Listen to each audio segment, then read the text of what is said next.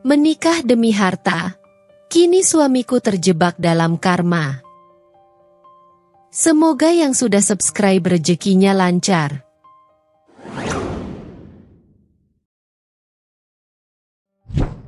Malam itu, pesta pernikahan mewah digelar di sebuah ballroom hotel berbintang 5 di Jakarta.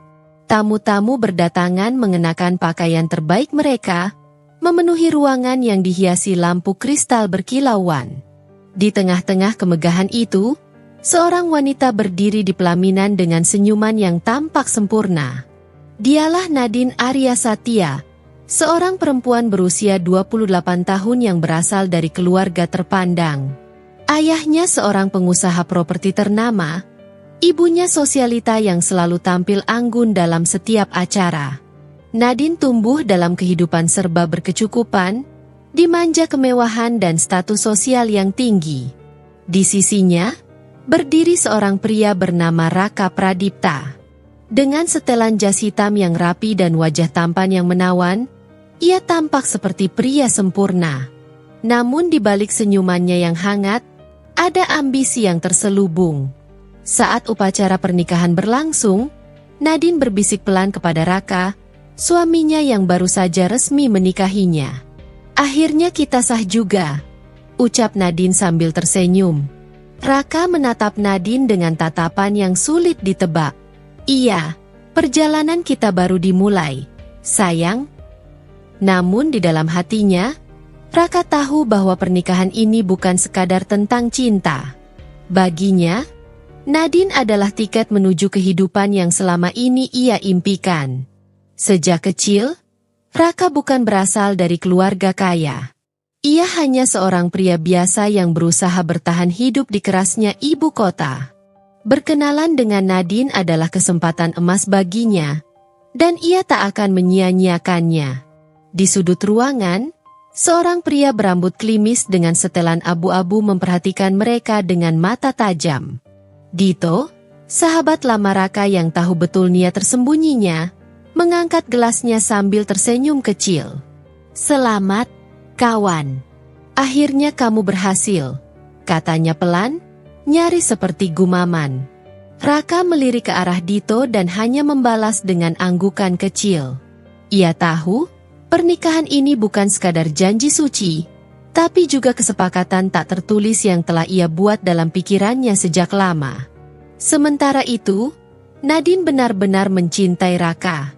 Baginya, Raka adalah pria yang bisa membuatnya merasa aman dan dicintai dengan tulus, sesuatu yang tidak pernah ia dapatkan dari keluarganya yang terlalu sibuk dengan urusan bisnis.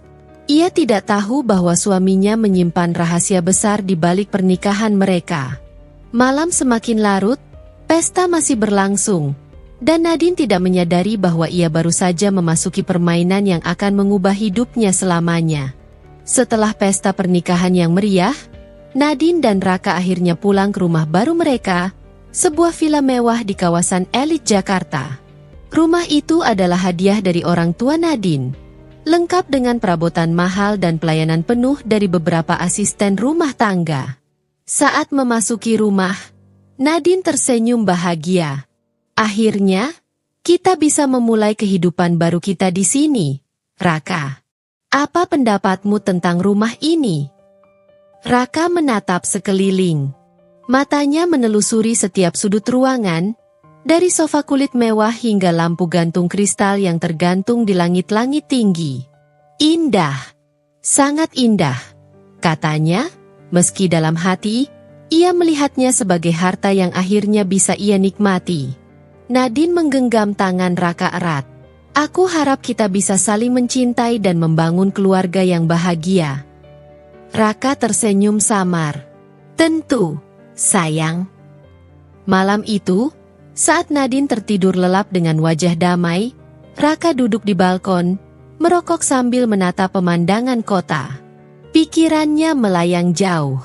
Ia mengingat perjalanan hidupnya dari seorang pria miskin yang nyaris menyerah pada hidup, hingga akhirnya menikahi wanita kaya yang bisa mengubah nasibnya.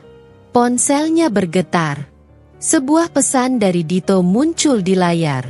"Dito, bagaimana rasanya menjadi suami miliarder?" Raka tersenyum tipis sebelum mengetik balasan. Raka, baru permulaan, kawan. Aku harus bermain dengan cerdas. Dito membalas dengan cepat. Dito, jangan sampai kamu jatuh cinta sungguhan, Rak. Ingat tujuan awalmu. Raka menghela napas panjang. Ia tahu betul bahwa pernikahan ini hanyalah strategi. Namun, di sudut hatinya, ada sedikit keraguan. Bisakah ia benar-benar bertahan dalam kebohongan ini? Keesokan harinya, Nadine bangun lebih dulu dan menyiapkan sarapan untuk mereka berdua. Saat Raka turun ke ruang makan, Nadine menyambutnya dengan ceria. Selamat pagi, suamiku. Aku buatkan sarapan spesial untuk kita. Raka tersenyum kecil. Terima kasih, Nadine. Kamu tidak perlu repot-repot. Aku ingin melakukannya. Aku ingin menjadi istri yang baik untukmu, jawab Nadine dengan penuh kasih. Saat itu, Raka merasakan sesuatu yang aneh.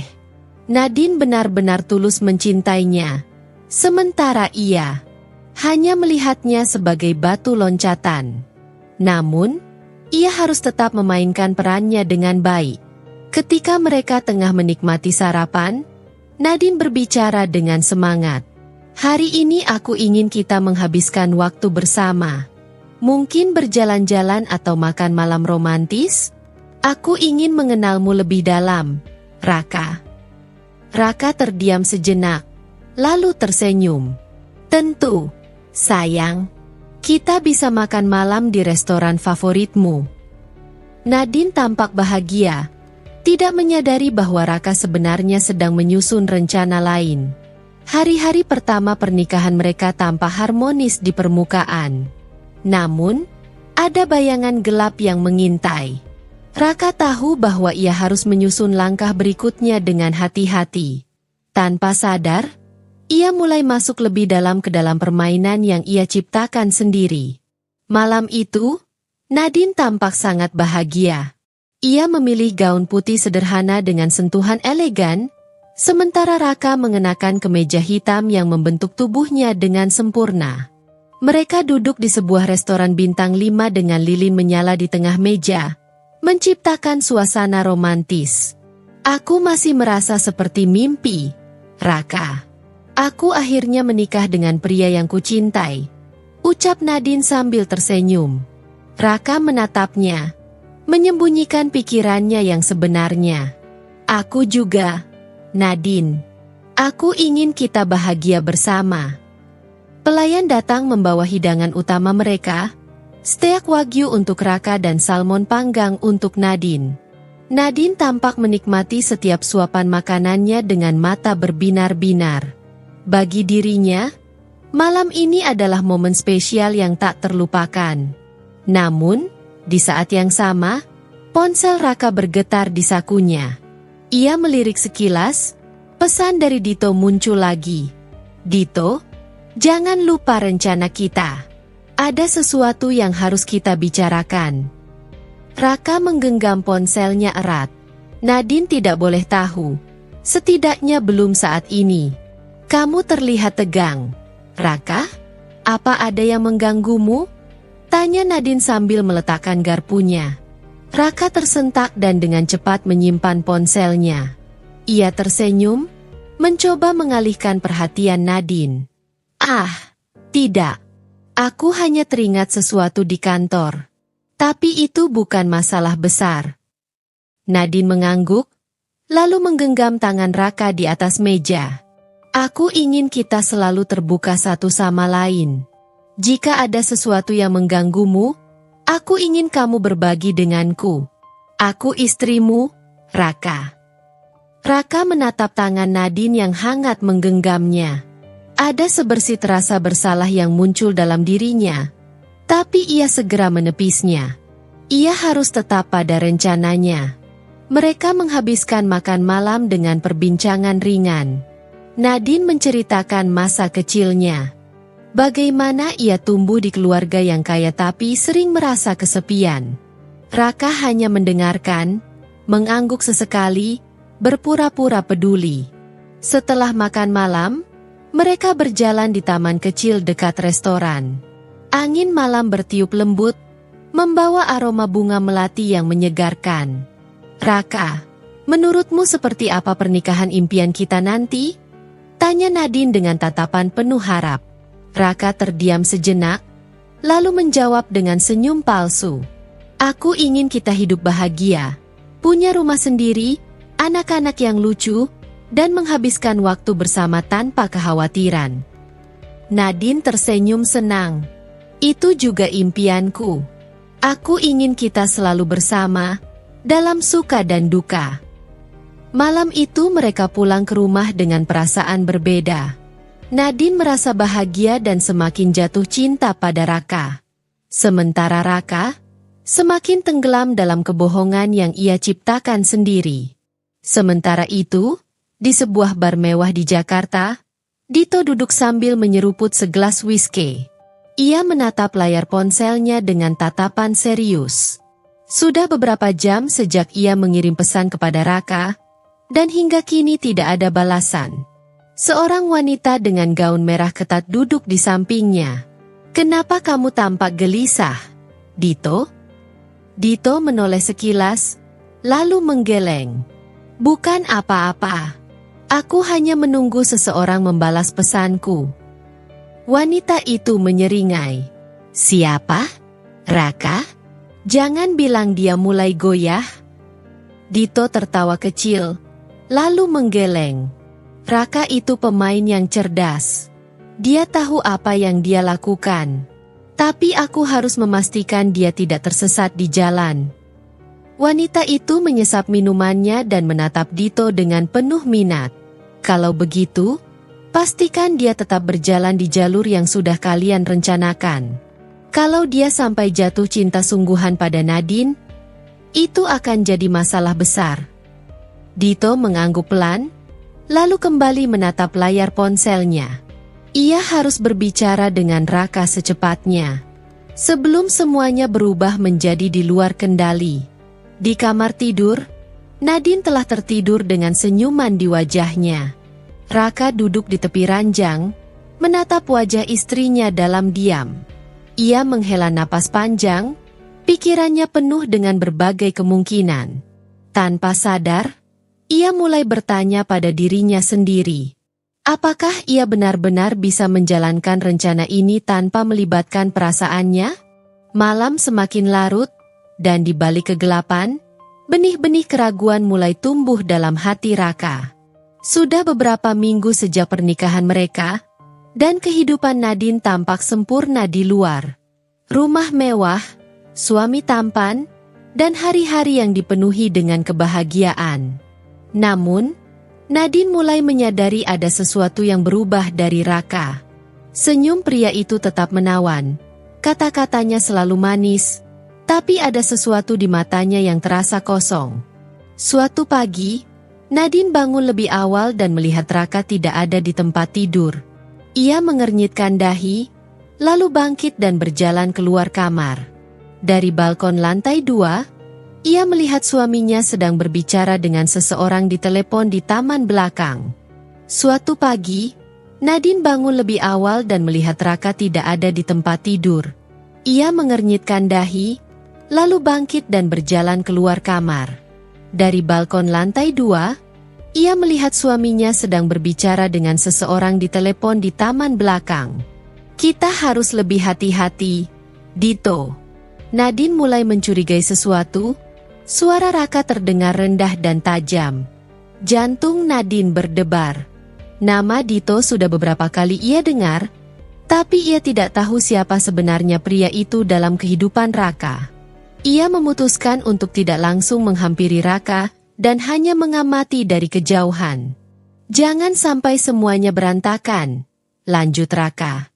"Aku harus memastikan dia tetap percaya padaku. Aku butuh lebih banyak waktu." Nadine merasa ada yang tidak beres. Ia menggigit bibirnya dan kembali ke kamar sebelum Raka menyadari keberadaannya. Pikirannya dipenuhi tanda tanya.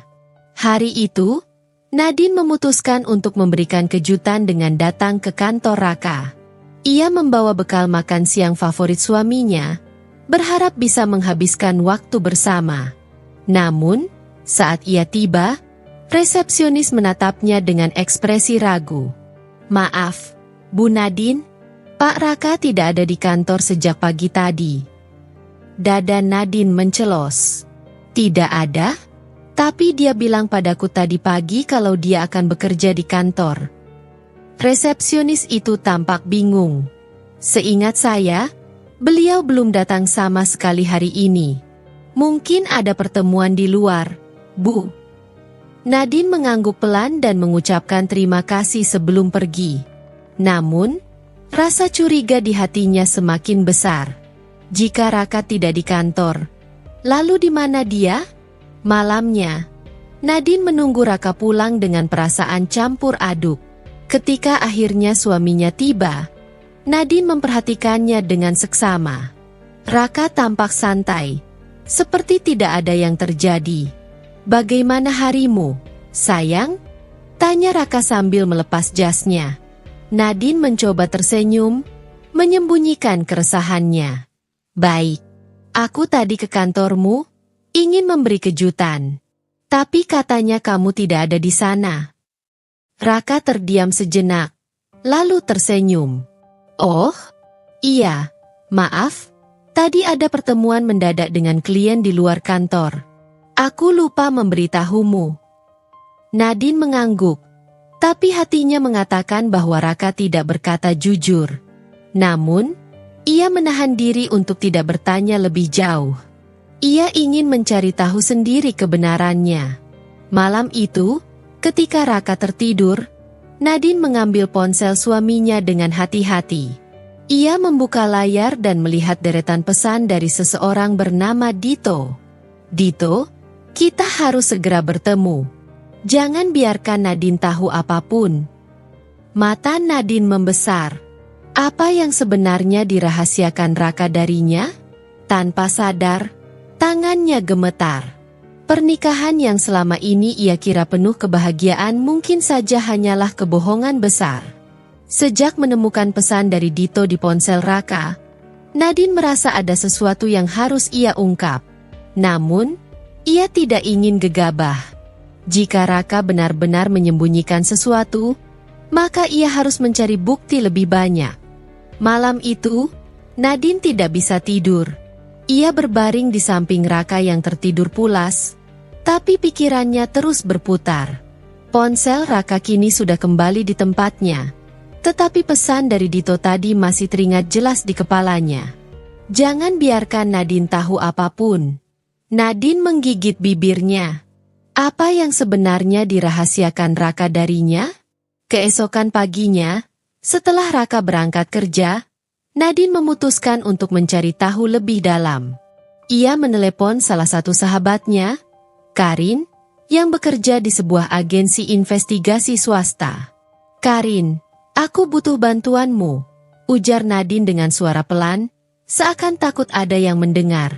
"Apa yang terjadi, Nadine?" Suaramu terdengar tegang. Nadine menghela napas. "Aku butuh seseorang untuk mengawasi suamiku. Aku merasa dia menyembunyikan sesuatu." Karin terdiam sejenak. "Kamu yakin ingin melakukan ini? Mungkin kamu hanya berlebihan, Nadine." "Tidak, Karin. Aku menemukan pesan mencurigakan di ponselnya.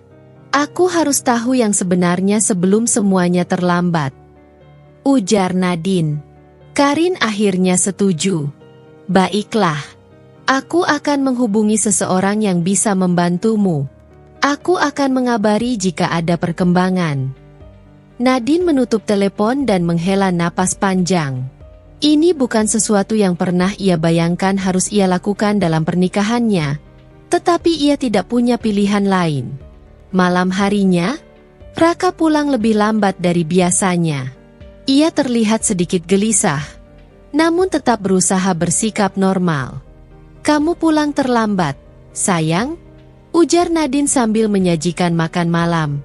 Raka tersenyum tipis. "Ya, ada banyak pekerjaan di kantor. Maaf, aku lupa memberitahumu," Nadine memperhatikan gerak-geriknya.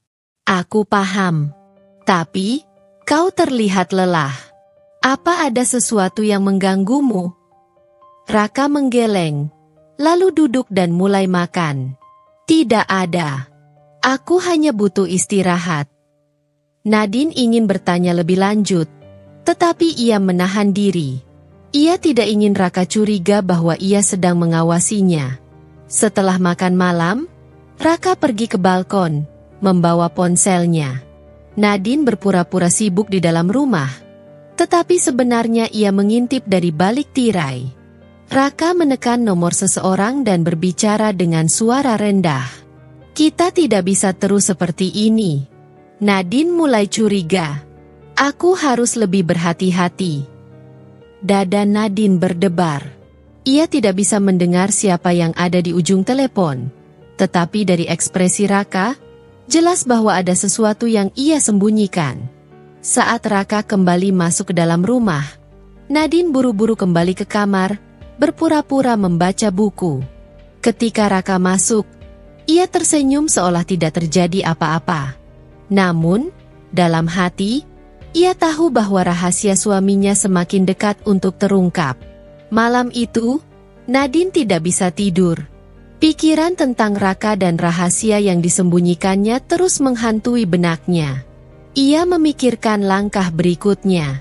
Seberapa jauh ia harus menggali kebenaran? Jika benar ada sesuatu yang disembunyikan Raka, apakah ia siap untuk mengetahuinya? Ponselnya bergetar pelan.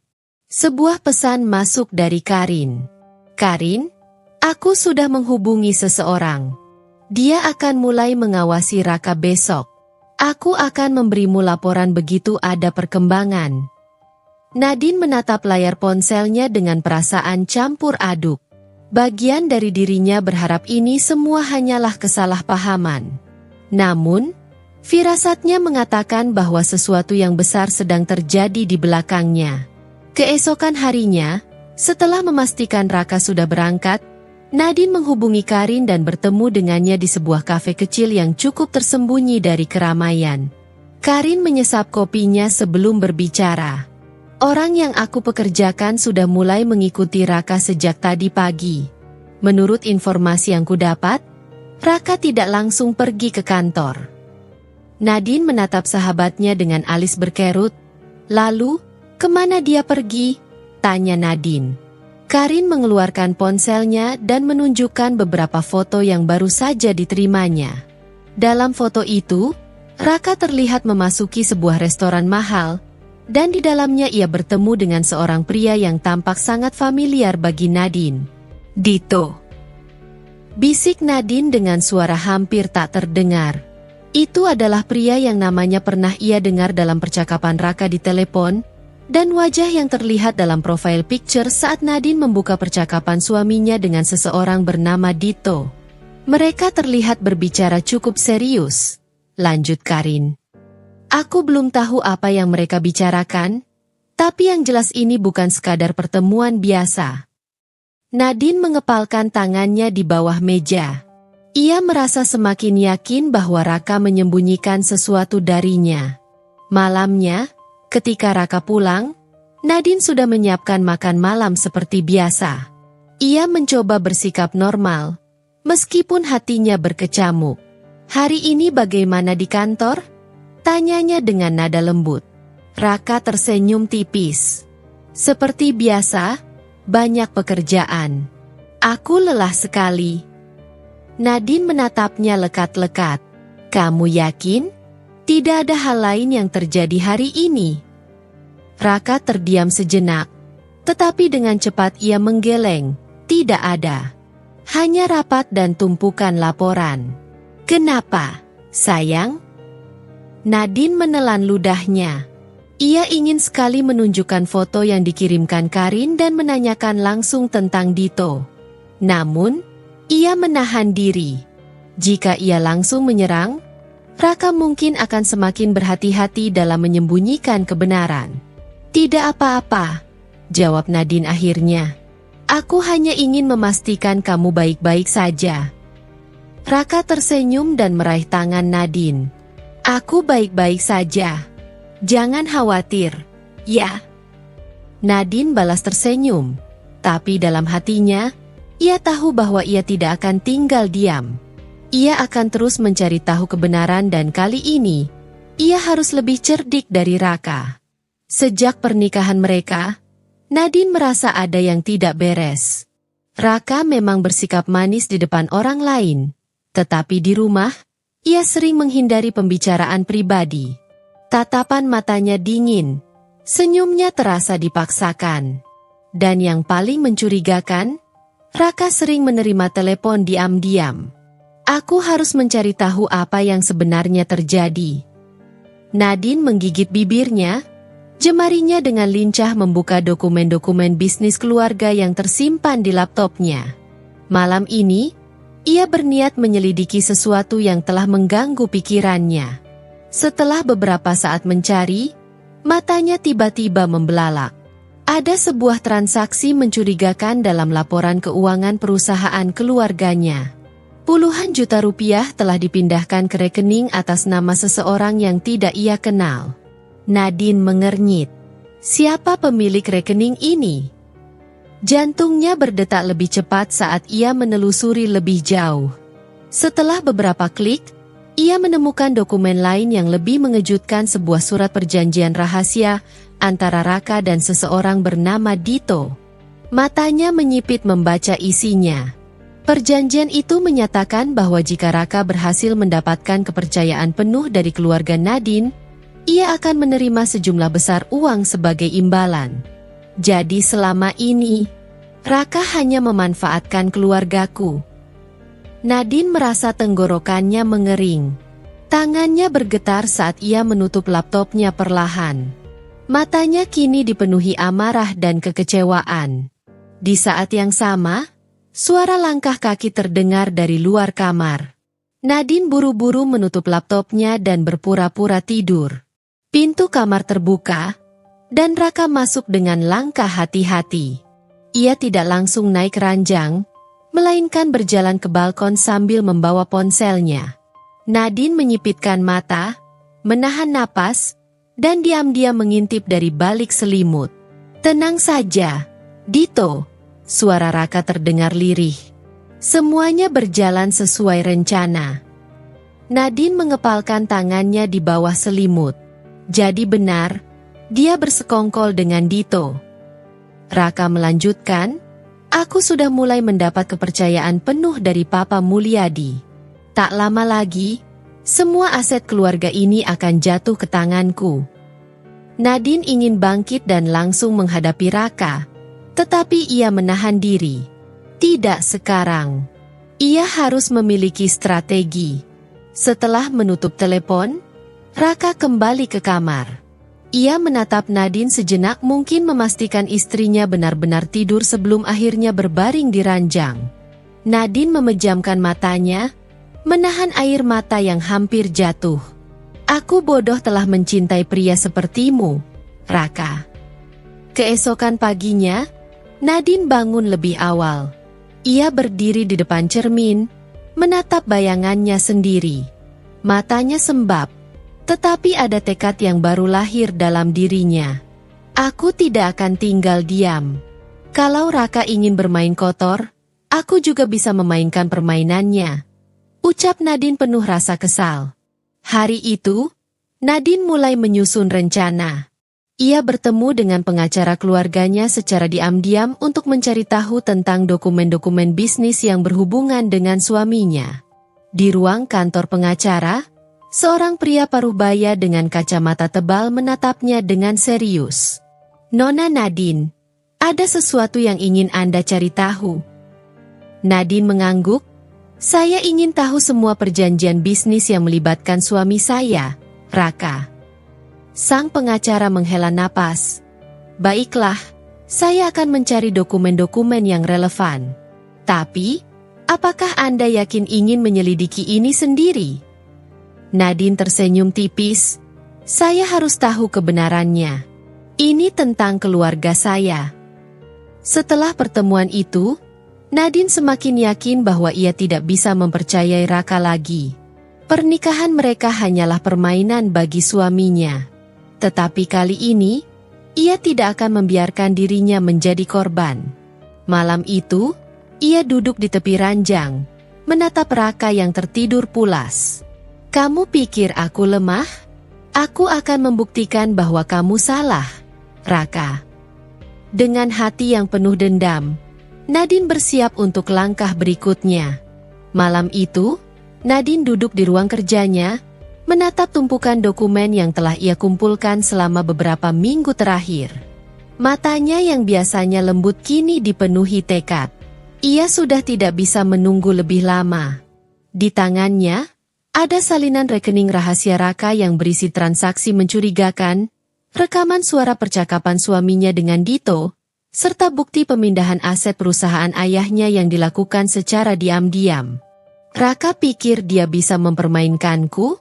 Aku akan membuktikan bahwa dia salah. Nadine mengambil napas panjang, lalu memejamkan mata sejenak. Ia tahu langkah yang akan ia ambil selanjutnya bukanlah hal yang mudah. Tetapi ini adalah satu-satunya cara untuk melindungi keluarganya. Keesokan harinya, Nadine bangun lebih awal dari biasanya. Ia ingin memastikan bahwa Raka tidak curiga dengan gerak-geriknya. Saat ia turun ke ruang makan, Raka sudah duduk di sana, menyeruput kopinya dengan tenang. Seolah-olah dia pria yang sempurna, batin Nadine dengan sinis. "Apa hari ini kamu sibuk?" tanya Nadine, mencoba terdengar santai. Raka menoleh dan tersenyum kecil. "Ada beberapa urusan bisnis yang harus aku urus." "Kenapa?" "Oh, tidak apa-apa," Nadine menjawab sambil mengambil roti panggangnya. "Aku hanya ingin makan malam bersama nanti. Sudah lama kita tidak menghabiskan waktu berdua." Raka mengangkat alisnya, sedikit terkejut. Sejak menikah, Nadine jarang meminta hal seperti itu. "Tentu," jawabnya sambil tersenyum, "aku akan pulang lebih awal." Dalam hati, Nadine tersenyum sinis. "Bagus. Aku butuh kamu ada di rumah malam ini, Raka." Siang harinya, Nadine pergi menemui seseorang yang sudah lama ia curigai Dito. Ia tahu bahwa pria itu adalah orang kepercayaan Raka, dan kemungkinan besar ia juga mengetahui semua rahasia suaminya. Dito tidak menyangka akan bertemu dengan Nadine. Saat wanita itu tiba di kafe tempat mereka janjian, pria itu terlihat sedikit gelisah. "Nadine?" tanya Dito, mencoba terdengar santai. Nadine duduk di depannya, menatapnya dengan dingin. "Aku ingin berbicara tentang Raka." Dito tertawa kecil. "Tentang Raka? Apa maksudmu?" "Aku tahu semuanya, Dito," ujar Nadine tanpa basa-basi. Ekspresi Dito langsung berubah. "Tahu apa?" "Jangan berpura-pura bodoh. Aku tahu tentang rekening rahasia Raka, aku tahu tentang transaksi ilegalnya, dan aku tahu tentang rencana kalian untuk mengambil alih aset keluargaku." Nadine mencondongkan tubuhnya ke depan, menatap mata Dito tanpa berkedip. Pria itu terdiam, jelas tidak menyangka Nadine bisa sejauh ini dalam menyelidiki mereka. "Jadi, aku hanya akan bertanya sekali," lanjut Nadine. "Apakah kamu akan bekerja sama denganku? Atau kamu ingin ikut tenggelam bersama Raka?" Dito menelan ludah. Ia tahu bahwa Nadine bukan wanita yang bisa diremehkan. Jika ia berani menghadapinya secara langsung, itu berarti ia sudah menyiapkan sesuatu yang besar. "Apa yang kamu inginkan?" tanya Dito akhirnya. Nadine tersenyum kecil. "Aku ingin informasi. Semua yang kamu tahu tentang Raka." Dito menghela napas berat. Setelah beberapa detik berpikir, ia akhirnya mengangguk. Malam harinya, seperti yang dijanjikan, Raka pulang lebih awal. Ia disambut oleh Nadine yang sudah menyiapkan makan malam spesial. Raka merasa diberi kejutan oleh sang istri.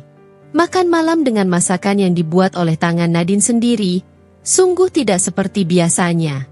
"Wow, ini kejutan," ujar Raka sambil duduk di meja makan. Kamu jarang memasak sendiri. Nadine tersenyum. Aku hanya ingin menghabiskan waktu berdua dengan suamiku. Raka tertawa kecil. Kamu mulai terdengar seperti istri yang posesif. Nadine hanya tersenyum. Meskipun dalam hatinya ia ingin tertawa. Tunggu saja, Raka. Ini baru permulaan. Saat mereka mulai makan, Nadine mulai berbicara dengan nada santai. Raka, aku ingin bertanya sesuatu, katanya sambil menatap suaminya.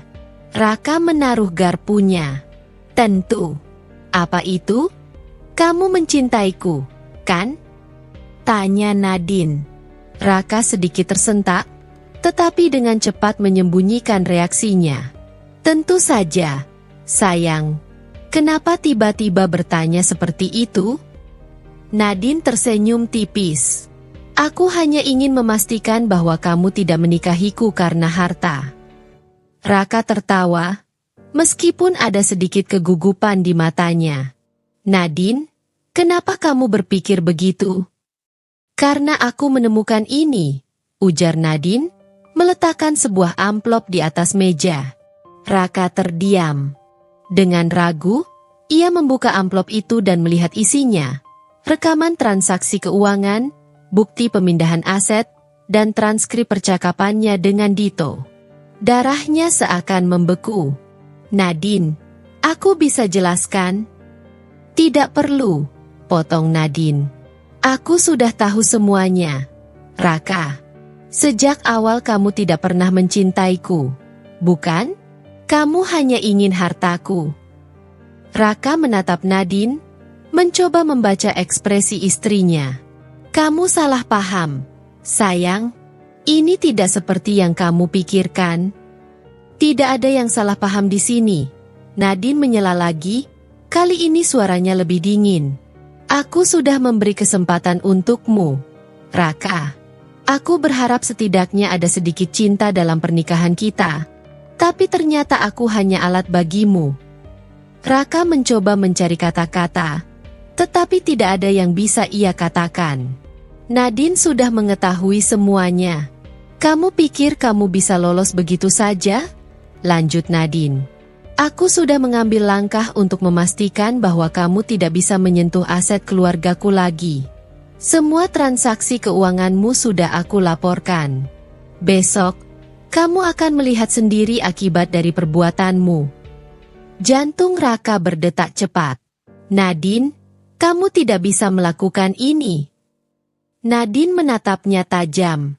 Aku bisa, dan aku sudah melakukannya. Raka mengepalkan tangannya. Ia tahu bahwa ia telah kalah dalam permainan ini. Aku harus melakukan sesuatu sebelum semuanya terlambat, pikirnya. Namun, sebelum ia bisa bertindak, Nadine sudah bangkit dari kursinya. Aku akan tidur di kamar tamu malam ini, katanya dengan suara tenang. Dan mulai besok, aku ingin kamu keluar dari rumah ini, lanjutnya. Raka hanya bisa menatap punggung Nadine yang berjalan menjauh. Untuk pertama kalinya, ia merasakan ketakutan yang sesungguhnya. Permainan ini belum berakhir. Raka duduk di ruang kerjanya, tangannya mengepal erat hingga buku-bukunya memutih.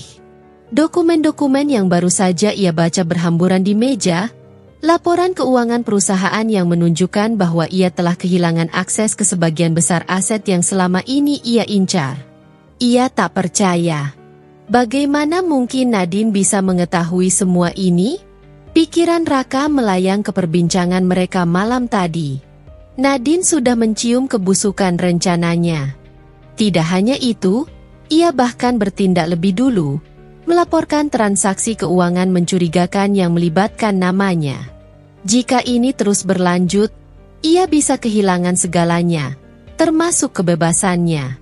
Tiba-tiba, ponselnya bergetar. Nama Dito muncul di layar. Dengan cepat, Raka menjawab, "Dito, apa yang terjadi? Kenapa aku tidak bisa mengakses rekening itu?" Suara Raka terdengar mendidih. Di ujung telepon, Dito terdengar ragu. Nadine sudah mengambil langkah lebih dulu. Rak, dia menghubungi beberapa pengacara dan membekukan semua transaksi yang berkaitan dengan perusahaan keluarganya.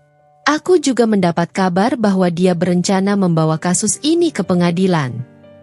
Raka mengumpat kasar. Sial. Kenapa kamu tidak menghentikannya? Kamu pikir aku bisa apa? Dito terdengar frustrasi. Nadine tidak main-main. Rak, dia sudah punya bukti yang cukup untuk menghancurkanmu. Keringat dingin mengalir di pelipis Raka. Jika Nadine benar-benar membawa masalah ini ke pengadilan, maka habislah dia. Dengar, kita harus cari cara untuk membalikan keadaan, kata Raka, mencoba menenangkan dirinya. Aku tidak bisa kehilangan semuanya. Aku harus bicara dengan Nadine. Dia pasti masih bisa aku bujuk. Dito tertawa kecil. Kalau aku jadi kamu, aku tidak akan berharap terlalu banyak. Nadine bukan wanita bodoh, Rak. Dan sepertinya dia sudah cukup muak denganmu. Panggilan terputus. Raka melempar ponselnya ke meja dengan kasar. Ia harus bertindak sekarang, sebelum semuanya terlambat. Di sisi lain, Nadine duduk di ruang tamu bersama pengacaranya, Pak Andi.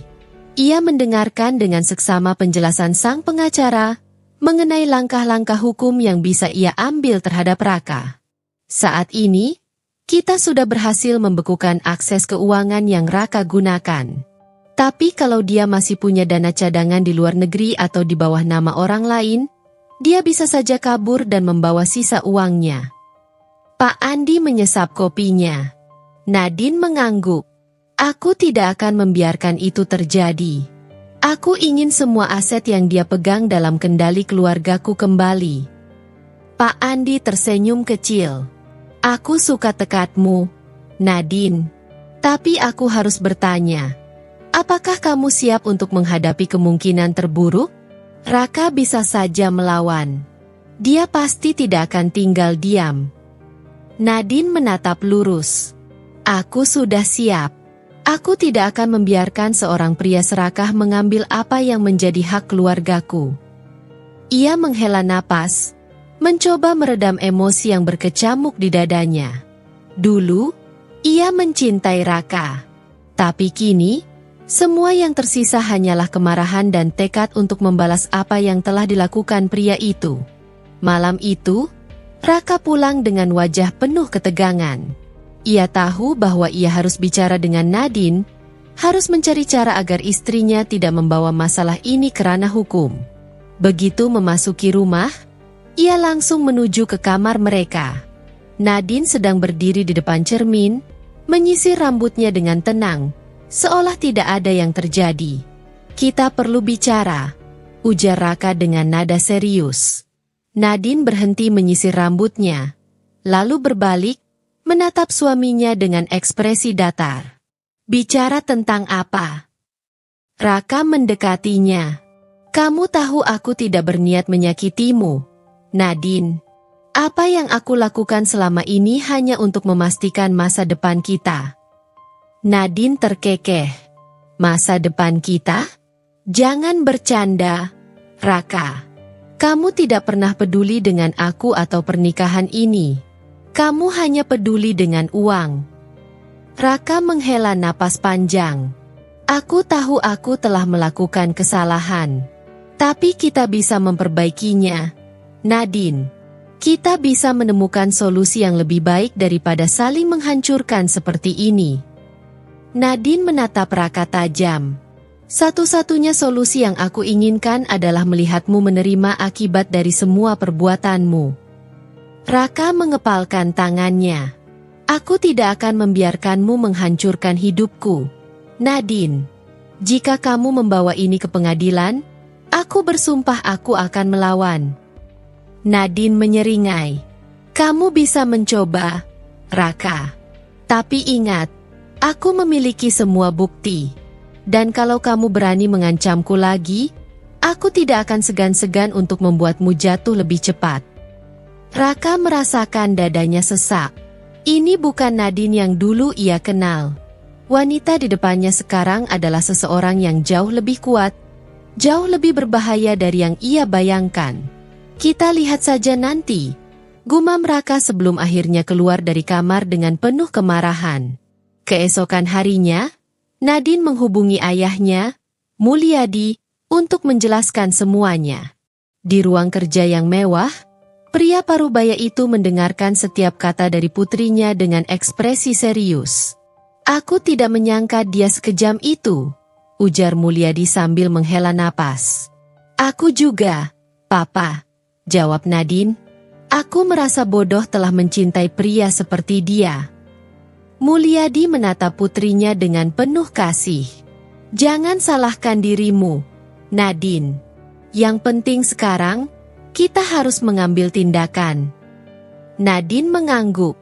"Aku ingin Papa memberikan izin agar aku bisa mengeluarkan Raka dari semua posisi yang berkaitan dengan bisnis keluarga kita." Mulyadi tersenyum tipis. "Tentu saja. Dan aku akan memastikan bahwa dia tidak akan pernah bisa menyentuh aset keluarga kita lagi." Nadine merasa beban besar di pundaknya mulai terangkat. Ia tahu bahwa ini belum sepenuhnya berakhir. Tetapi setidaknya ia telah mengambil langkah besar untuk menghentikan permainan Raka. Hari itu juga, Raka menerima kabar buruk ia telah resmi dikeluarkan dari perusahaan keluarga Nadine. Semua akses keuangan yang ia miliki telah diblokir, dan kini ia tidak memiliki jalan lain selain menghadapi konsekuensi dari perbuatannya. Di dalam apartemen yang kini menjadi satu-satunya tempat tinggalnya, Raka menatap ponselnya dengan penuh kemarahan. Tidak ada panggilan masuk, tidak ada pesan dari siapapun. Semua orang mulai meninggalkannya. Pintu apartemennya tiba-tiba diketuk. Dengan malas, ia berjalan dan membukanya. Dito berdiri di sana dengan ekspresi tegang. "Raka, kita dalam masalah besar." Raka menatap sahabatnya dengan marah. "Aku sudah tahu itu. Tapi aku tidak akan menyerah begitu saja. Aku masih punya cara untuk membalas Nadine." Dito menelan ludah. "Aku harap kamu tahu apa yang kamu lakukan." Raka menyeringai. "Aku selalu tahu, Dito. Aku selalu tahu." Di dalam hatinya, ia bersumpah bahwa ia akan membuat Nadine menyesal telah melawannya. Permainan ini belum selesai. Raka menatap ponselnya dengan tatapan kosong. Semua aksesnya ke bisnis keluarga Nadine sudah benar-benar tertutup. Rekeningnya dibekukan, jabatan-jabatannya di perusahaan dicopot, dan yang lebih menyakitkan, semua orang mulai meninggalkannya satu persatu. Dito, yang selama ini menjadi sekutunya, kini lebih sering menghindar. Beberapa rekan bisnis yang dulu menjilatnya sekarang bahkan tak mau mengangkat teleponnya. Raka menggertakkan giginya. Ia tak pernah merasa sefrustrasi ini dalam hidupnya. Tiba-tiba, pintu apartemennya diketuk keras. "Buka pintunya, Raka. Aku tahu kau di dalam." Raka terdiam. Itu suara Zafran, salah satu rentenir yang dulu pernah membantunya menyembunyikan dana gelap. Dengan enggan, Raka membuka pintu. Zafran, seorang pria bertubuh besar dengan tato di lengannya, masuk dengan langkah berat. Matanya penuh kemarahan. "Aku dengar kau sudah jatuh miskin." Zafran menyeringai. "Sayang sekali. Tapi hutang tetaplah hutang, Raka." Raka menelan ludah.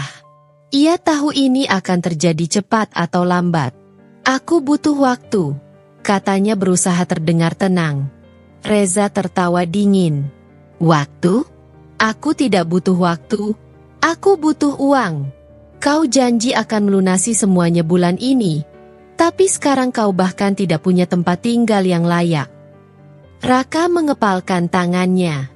Ia harus menemukan cara untuk keluar dari situasi ini. "Beri aku seminggu. Aku akan mendapatkan uang itu." Zafran menatapnya tajam, lalu menyeringai. "Baiklah, tapi kalau dalam seminggu kau tidak membayarku, Aku tidak akan datang hanya untuk berbicara lagi. Setelah berkata demikian, Zafran keluar, meninggalkan Raka yang berdiri dengan rahang mengeras. Ia harus bertindak. Dan satu-satunya cara untuk mendapatkan kembali kendali atas hidupnya adalah menghancurkan Nadine. Di sisi lain, Nadine tengah menikmati sore di rumah orang tuanya. Ia duduk di balkon, menyesap teh sambil menatap langit senja yang mulai memerah. Namun, di dalam hatinya, ia tahu badai belum benar-benar berlalu. Ponselnya bergetar. Itu pesan dari Pak Andi, pengacaranya. Surat keluar Pak Andi, Bu Nadine, ada kemungkinan Raka akan mencoba sesuatu. Saya sarankan Anda tetap waspada. Nadine tersenyum tipis. Surat keluar Nadine, terima kasih, Pak Andi. Saya sudah menduganya. Ia menaruh ponselnya di meja dan menghela napas panjang. Ia tahu Raka tidak akan tinggal diam. Pria itu akan mencari cara untuk membalas dendam. Namun, Nadine sudah siap. Ia tak lagi menjadi wanita yang dulu mudah tertipu oleh kata-kata manis dan janji palsu. Kali ini, ia tidak akan mundur. Di dalam kamar apartemennya yang gelap, Raka duduk di depan laptopnya, mengetik dengan cepat. Ia tidak bisa mendapatkan uang dengan cara biasa, jadi ia harus mengambil jalan pintas. Dengan beberapa klik, ia mulai mengakses dokumen-dokumen lama perusahaan Nadine yang masih bisa ia jangkau. Ia mencari celah sesuatu yang bisa digunakannya untuk membalikan keadaan. Dan disitulah ia menemukannya. Dokumen lama tentang transaksi keuangan ayah Nadine, Mulyadi. Raka tersenyum sinis.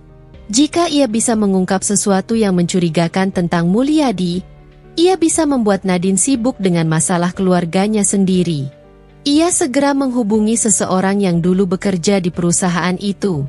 Seorang mantan akuntan yang pernah ia bayar untuk menyembunyikan beberapa transaksi gelapnya sendiri. Surat keluar Raka, aku butuh informasi tentang transaksi lama perusahaan Mulyadi. Kau masih menyimpan salinannya? Beberapa menit kemudian, pesan balasan datang. Surat keluar mantan akuntan, aku punya sesuatu yang mungkin menarik, tapi aku butuh jaminan.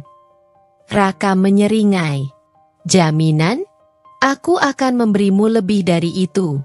Aku akan memastikan kita berdua bisa keluar dari masalah ini dengan banyak uang. Di dalam hatinya, Raka tahu ini adalah langkah terakhirnya. Jika ia gagal, maka ia benar-benar tamat.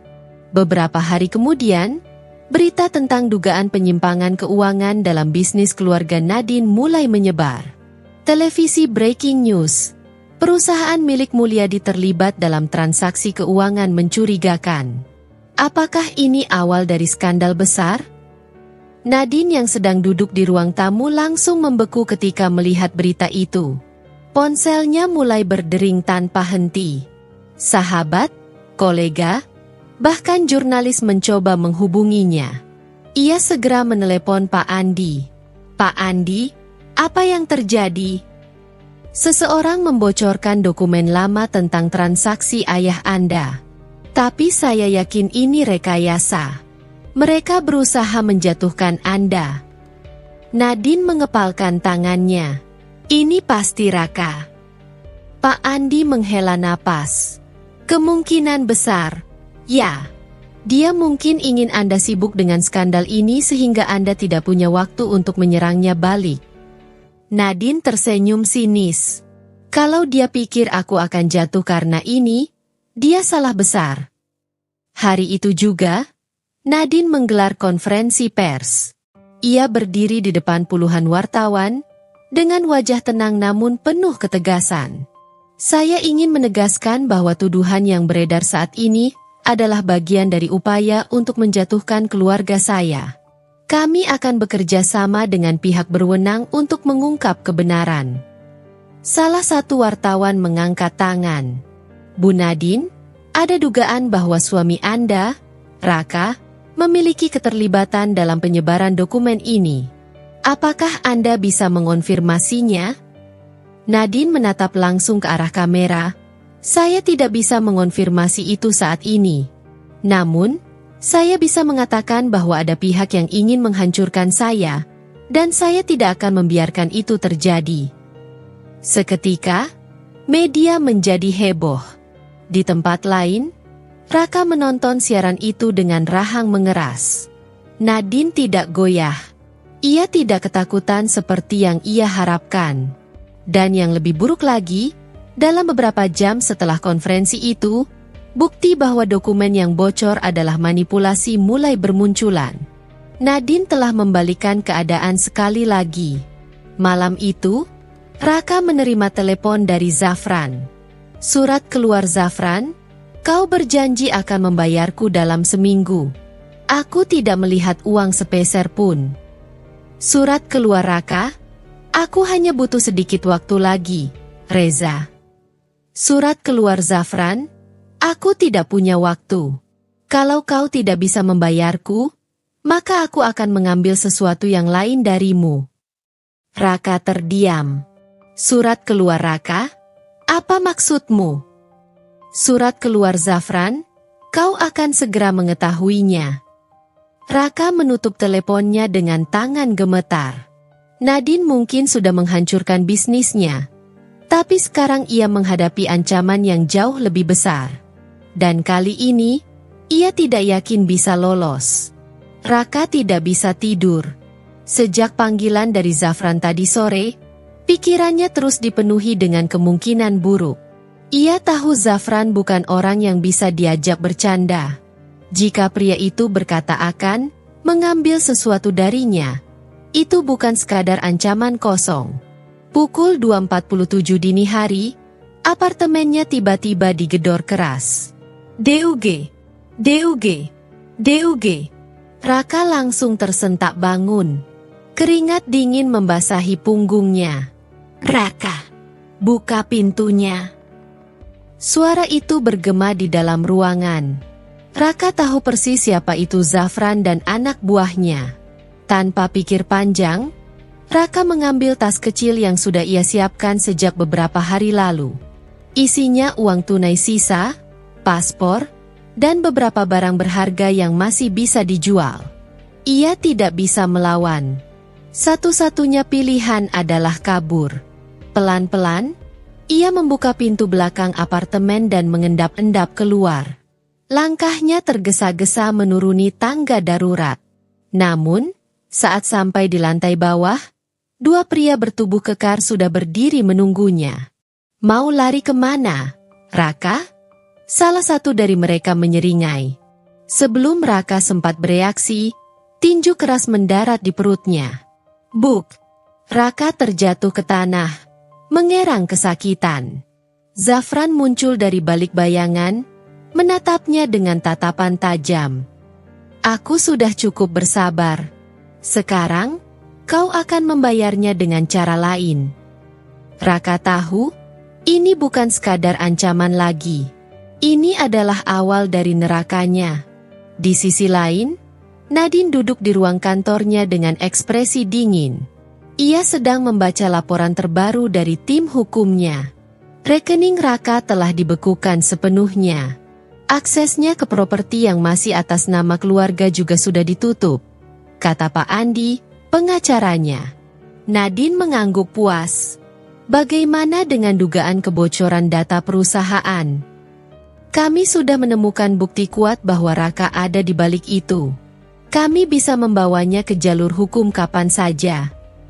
Begitu ucap Pak Andi. Nadine tersenyum tipis. Bagus. Pastikan dia tidak punya celah untuk melawan balik. Dari seorang istri yang dulu penuh cinta, kini Nadine telah berubah menjadi seorang wanita yang siap menghabisi musuhnya tanpa belas kasihan. Namun, jauh di dalam hatinya, ada sedikit rasa iba. Tidak, Nadine. Jangan ragu sekarang, ia mengingatkan dirinya sendiri. Raka telah mempermainkan cintanya, mengkhianatinya, dan mencoba menghancurkannya. Kini, giliran Nadine yang mengakhiri segalanya. Raka duduk di kursi kayu tua di dalam gudang yang gelap dan bau. Tangan dan kakinya diikat. Di depannya, Zafran duduk dengan santai sambil menghisap cerutunya. "Jadi, Raka," katanya, "aku bosan dengan omong kosongmu. Kau tidak punya uang, tidak punya kekuatan, dan sekarang bahkan mantan istrimu yang dulu kau remehkan sudah menjatuhkanmu sepenuhnya." Raka mengepalkan tangannya. "Jangan sebut nama Nadine," desisnya. "Oh, kau masih punya harga diri rupanya." Zafran tertawa. "Sayang sekali, harga dirimu tidak ada nilainya bagiku." Raka menggertakkan giginya. Ia tahu Zafran bukan tipe orang yang bisa ditipu. "Apa yang kau mau dariku?" Zafran meniupkan asap cerutunya. "Aku akan memberimu pilihan. 1. Kau bekerja untukku. Aku punya beberapa pekerjaan yang butuh orang putus asa seperti dirimu." "Atau 2? Tanya Raka, meskipun ia sudah tahu jawabannya. Zafran tersenyum sinis. "Kau tidak ingin tahu jawabannya, Raka." Darah Raka membeku. Ia harus menemukan cara untuk keluar dari situasi ini. Dan ia tahu, satu-satunya orang yang bisa menolongnya sekarang adalah Nadine. Pagi itu, Nadine baru saja tiba di kantornya ketika sekretarisnya memberitahu bahwa ada seseorang yang ingin menemuinya. "Siapa?" "Raka, Bu." Jantung Nadine berdebar. "Raka? Setelah semua yang terjadi, suruh dia pergi." "Tapi Bu, dia terlihat sangat buruk. Saya rasa dia benar-benar putus asa." Nadine terdiam sejenak, lalu menghela napas panjang. "Baiklah, bawa dia ke ruang rapat. Aku akan menemuinya." Beberapa menit kemudian, Nadine masuk ruangan dan menemukan Raka duduk dengan kepala tertunduk. Saat melihatnya, Raka langsung berdiri. "Nadine, aku butuh bantuanmu." Nadine menatapnya tajam. "Bantuan? Setelah semua yang kau lakukan padaku?" "Aku tahu aku salah. Aku menyesal. Aku benar-benar menyesal." Raka berlutut di hadapannya. "Tolong, Nadine. Hanya kau yang bisa menolongku sekarang." Nadine menyilangkan tangannya. "Dan kenapa aku harus menolongmu?" Raka menggigit bibirnya, lalu berkata lirih, "Karena jika kau tidak menolongku, aku akan mati." Nadine tersentak. "Mati? Apa maksudmu?" Raka menghela napas panjang. "Aku berhutang pada seseorang yang sangat berbahaya. Jika aku tidak membayarnya, aku tidak tahu apa yang akan terjadi." Nadine menatapnya lama. Dulu, ia mungkin akan langsung menolong Raka. Tapi sekarang, ia tidak akan jatuh ke dalam perangkap pria ini lagi. "Maaf, Raka. Itu bukan urusanku." Raka menatapnya dengan mata penuh ketakutan. "Nadine, tolong." Tapi Nadine hanya menoleh ke arah pengawalnya. "Antar dia keluar." Raka menatapnya dengan mata penuh kepanikan saat dua pria berbadan kekar menggiringnya keluar. Ia ingin berteriak, tapi tidak ada kata yang keluar dari mulutnya. Ia benar-benar sendirian sekarang. Dan untuk pertama kalinya dalam hidupnya, ia merasa takut. Raka berjalan di trotoar dengan langkah lemah. Pikirannya kosong. Apa yang harus ia lakukan sekarang? Saat ia sedang berjalan, tiba-tiba sebuah mobil berhenti di depannya. Dari dalamnya, Dito keluar. "Raka, kau baik-baik saja?" Raka menatap sahabat lamanya itu dengan putus asa. "Dito, aku tidak tahu harus bagaimana lagi. Semua orang meninggalkanku. Bahkan Nadine." Dito menepuk pundaknya. "Tenang, bro. Aku bisa membantumu." Raka menatapnya dengan harapan. "Serius? Kau mau membantuku?" Dito tersenyum. Tentu. Tapi aku butuh sesuatu darimu dulu. Raka menelan ludah. Apa? Dito mendekatkan wajahnya dan berbisik. Aku ingin kau mengkhianati Nadine sekali lagi. Raka membeku. Aku punya rencana untuk menghancurkannya. Dan aku butuh bantuanmu. Dalam hatinya, Raka tahu bahwa ia sedang berada di persimpangan jalan.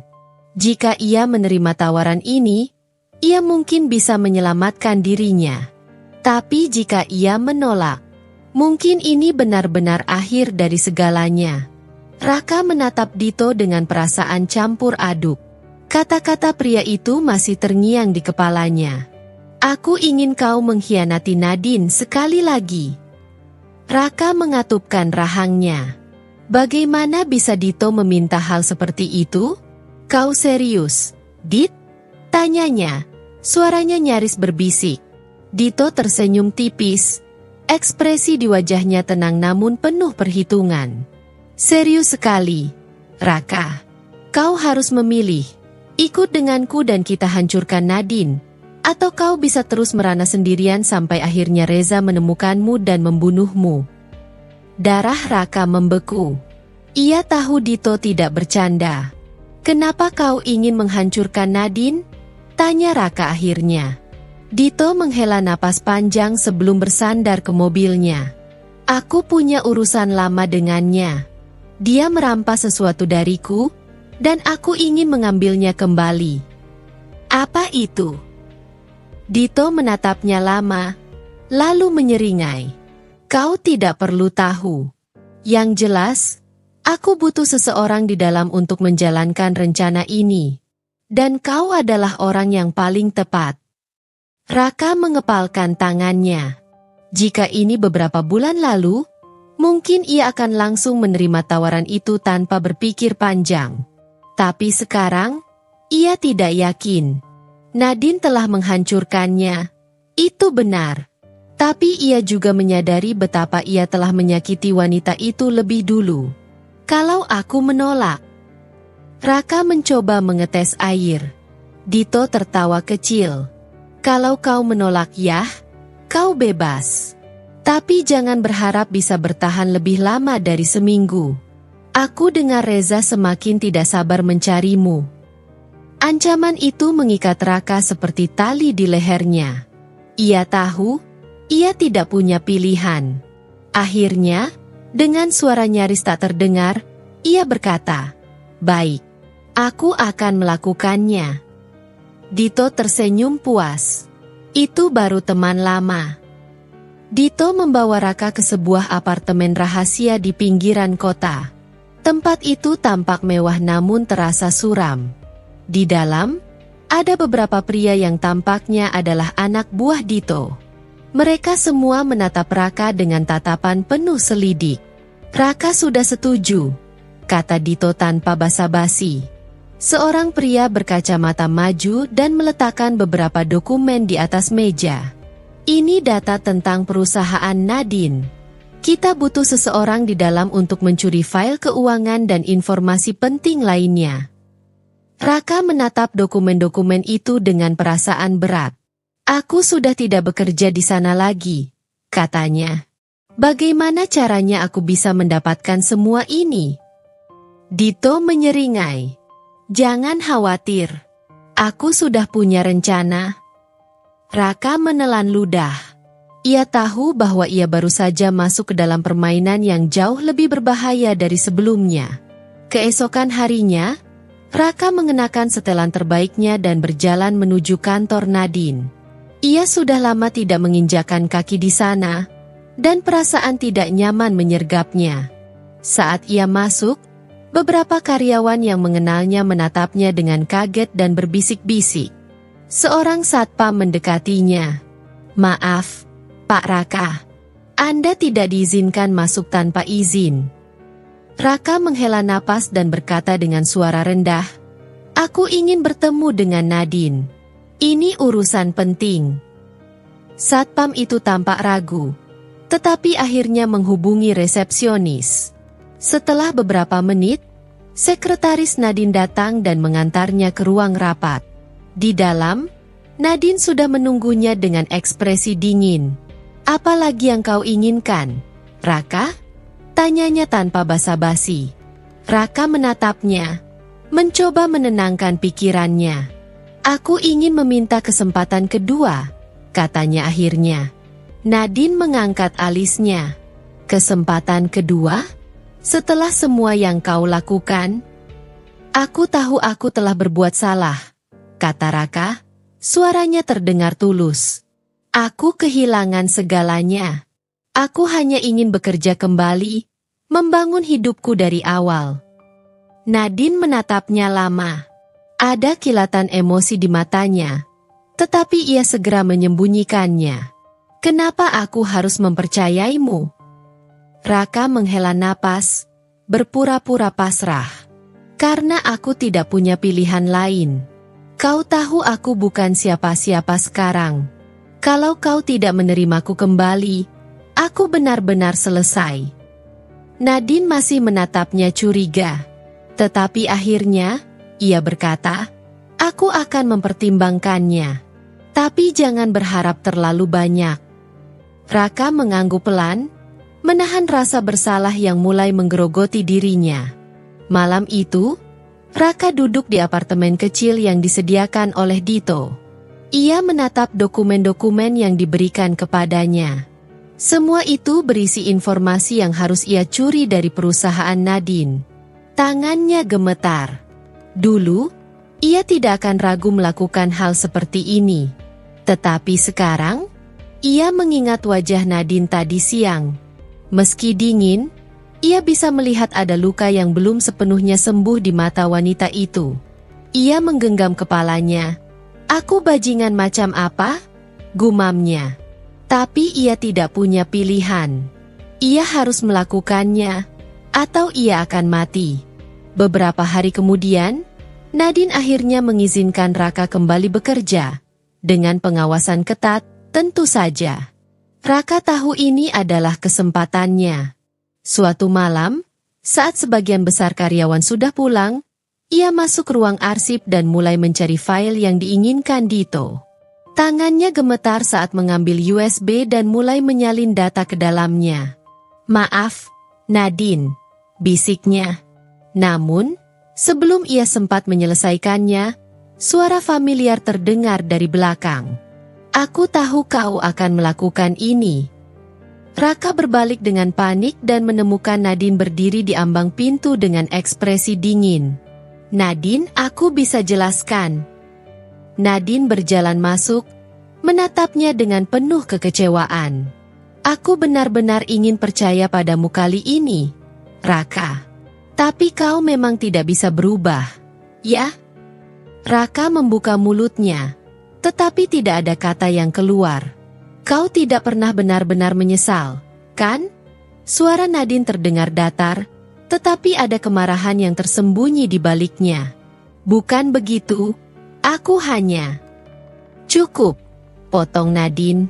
"Kau pikir aku tidak tahu apa yang kau rencanakan? Aku sudah menduganya sejak kau kembali." Raka merasa dunia runtuh di sekelilingnya. "Nadine, aku terpaksa. Jika aku tidak melakukan ini, aku akan mati." Nadine memandangnya lama, lalu berkata dengan suara dingin, "Mungkin itu memang hukuman yang pantas untukmu." Detik berikutnya, beberapa petugas keamanan masuk ke dalam ruangan. "Bawa dia pergi." Raka terdiam, tidak bisa melawan saat mereka memborgol tangannya dan menyeretnya keluar. Saat ia melewati Nadine, ia melihat wanita itu menatapnya untuk terakhir kalinya bukan dengan kebencian, tetapi dengan kekecewaan yang mendalam. Dan itu jauh lebih menyakitkan. Dering ponsel memecah kesunyian ruangan. Nadine meraihnya dengan malas. Matanya masih terasa berat setelah semalaman tidak bisa tidur. Ketika melihat nama di layar, tubuhnya langsung menegang. "Dito." Ia ragu sejenak sebelum akhirnya mengangkat panggilan itu. "Apa maumu lagi?" Suara Nadine terdengar dingin. "Santai, Nadine. Aku hanya ingin mengobrol, jawab Dito dengan nada santai. Atau kau lebih suka kalau aku langsung ke intinya? Nadine mengepalkan tangan. Aku tidak punya waktu untuk permainanmu, Dito. Baiklah. Suara Dito berubah serius. Kau ingin tahu siapa sebenarnya Raka? Jantung Nadine berdetak lebih cepat. Maksudmu? Selama ini kau hanya melihat Raka sebagai pria yang mencintaimu, lalu mengkhianatimu. Tapi apakah kau pernah bertanya, untuk siapa sebenarnya dia bekerja? Nadine terdiam. Raka tidak hanya mencuri data perusahaanmu, lanjut Dito. Dia juga memiliki rahasia yang bisa membuatmu terkejut. Nadine menarik napas dalam. Bicaralah. Aku ingin kita bertemu langsung.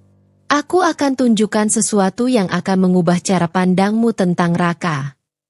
Nadine ragu. Ia tahu Dito adalah sosok licik yang tidak bisa dipercaya.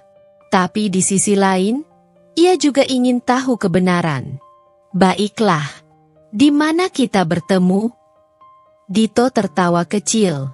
Kau akan segera tahu. Klik. Sambungan terputus. Nadine menatap layar ponselnya dengan perasaan campur aduk. Apa yang sebenarnya sedang terjadi? Nadine tiba di sebuah restoran mewah di pusat kota, tempat yang ditentukan Dito melalui pesan singkat. Begitu ia masuk, seorang pelayan membawanya ke meja yang sudah dipesan. Dito sudah duduk di sana. Tersenyum seperti biasanya licik dan penuh perhitungan. Kau datang juga. Nadine menarik kursinya dengan kasar. Katakan apa yang kau ingin aku tahu. Dito menyeringai. Ia mengambil ponselnya dan menunjukkan sebuah video. Nadine menonton dengan penuh perhatian. Video itu menampilkan Raka yang sedang berbicara dengan seseorang yang wajahnya tidak terlalu jelas. Aku sudah mencuri semua data yang kau minta. Suara Raka terdengar jelas. Sekarang aku ingin bagian yang dijanjikan. Nadine merasakan darahnya membeku. Kau melihat sendiri, bukan? Dito menyeringai. Raka bukan hanya mencuri darimu. Dia juga menjual rahasia perusahaanmu ke pihak lain. Nadine menggertakkan giginya. Kenapa kau menunjukkan ini padaku? Dito tersenyum licik. Karena aku ingin kita bekerja sama. Nadine menatapnya tajam. Kenapa aku harus percaya padamu? Dito meletakkan ponselnya di meja. Karena kita punya musuh yang sama, Nadine. Sementara itu, di dalam sel tahanan, Raka duduk bersandar di tembok dingin. Ia tahu waktunya tidak banyak.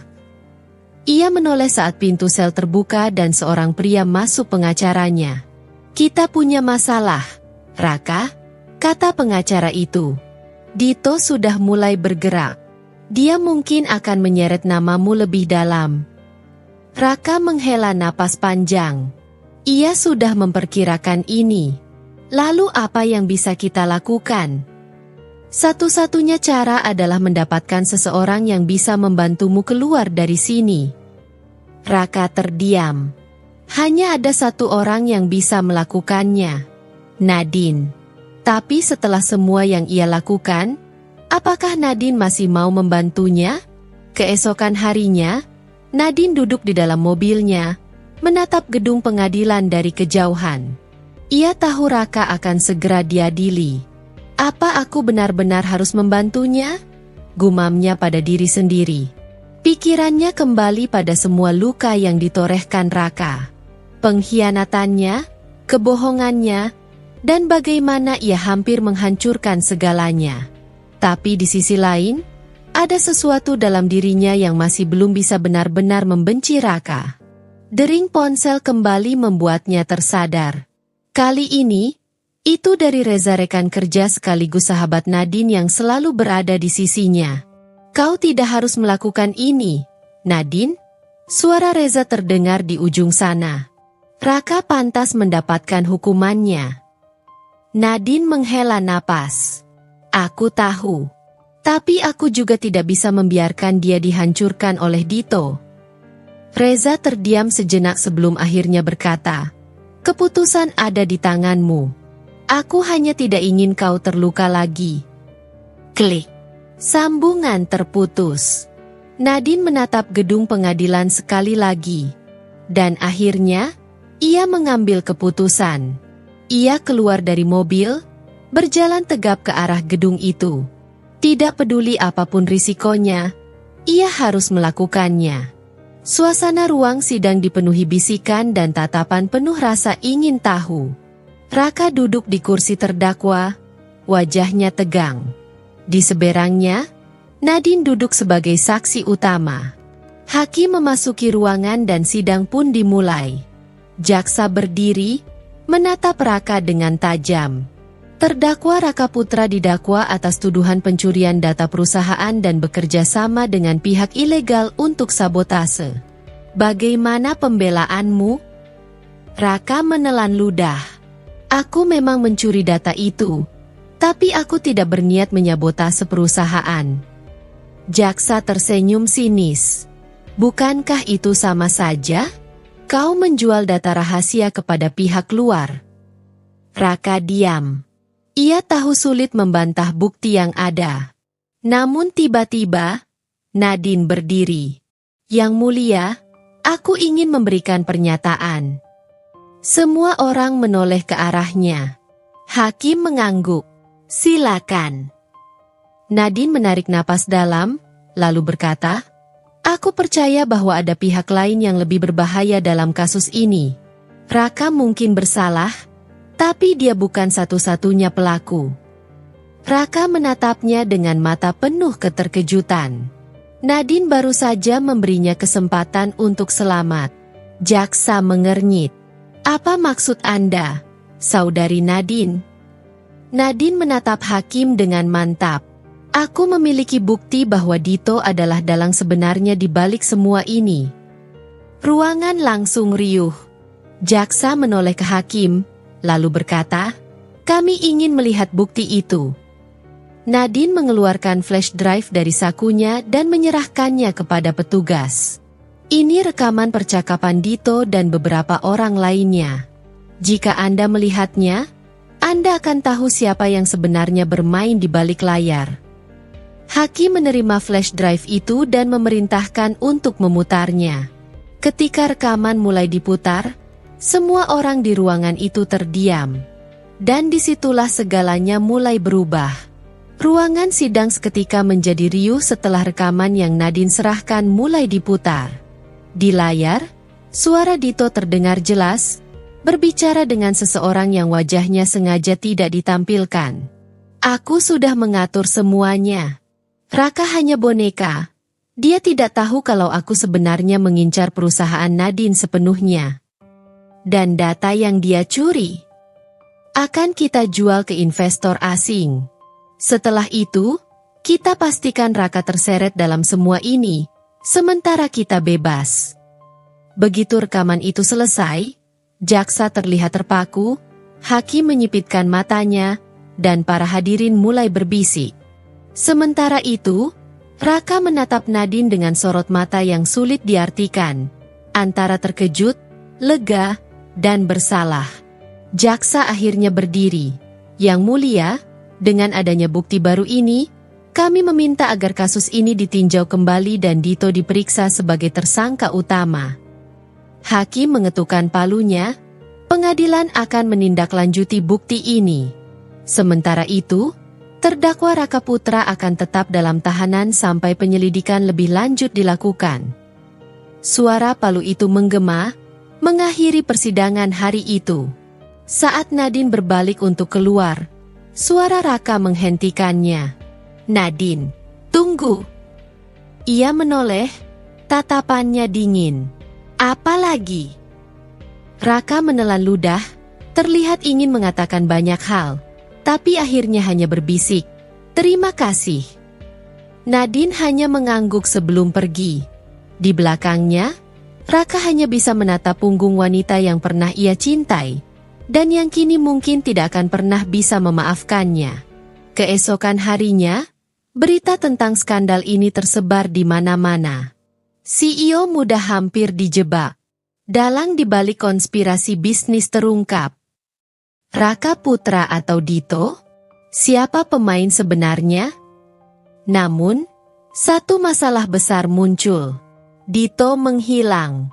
Polisi sudah mendatangi rumah dan kantornya, tapi dia seakan lenyap tanpa jejak. Di dalam apartemennya, Nadine membaca berita itu dengan perasaan campur aduk. Dia pasti sudah merencanakan pelariannya sejak awal, gumamnya. Dering ponsel mengejutkannya. Itu dari Reza. Nadine, aku punya informasi. Apa? Seseorang melihat Dito di pelabuhan tadi malam. Aku yakin dia berencana kabur ke luar negeri. Nadine mengepalkan tangannya. Aku akan ke sana. Nadine, jangan gegabah. Biar polisi yang... Klik. Nadine sudah menutup telepon dan segera meraih jaketnya. Dia tidak bisa hanya duduk diam. Malam itu, hujan turun dengan deras. Di pelabuhan, Nadine bersembunyi di balik tumpukan kontainer, matanya mengawasi sekitar.